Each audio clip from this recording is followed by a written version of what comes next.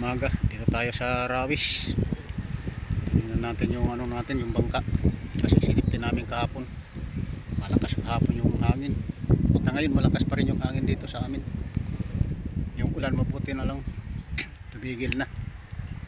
Yung hangin yung medyo malakas pa. Mabuti na lang, low tide.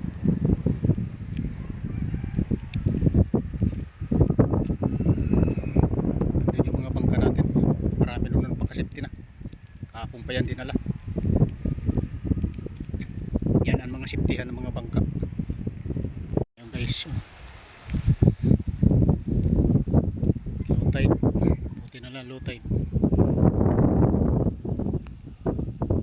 Doon sa laot ano yung ano, yung mga yung malaking malaki alon.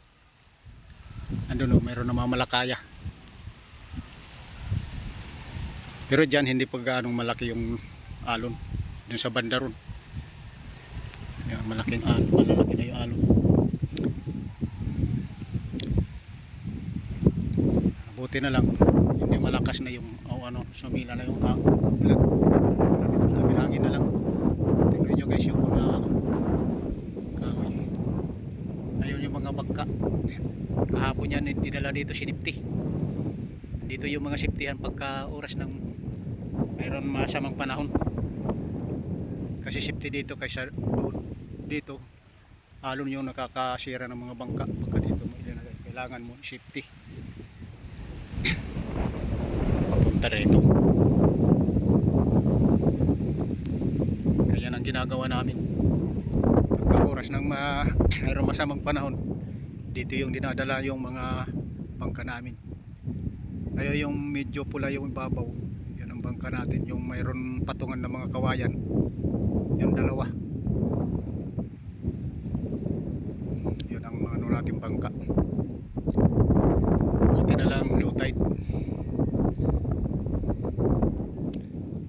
Meron niya nang doon sa dulo, mayroon na ano nang hahanap ng shells.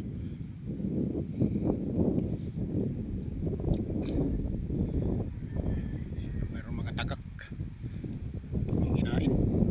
Hahanap ng pagkain mga tagak.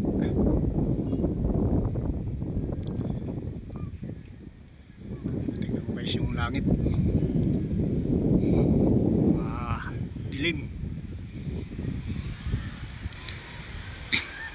Kaya pumunta ko dito sa Rawis.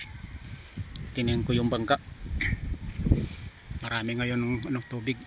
Tatanggalan natin. Ito yung tabo natin na dala para pantanggal sa tubig.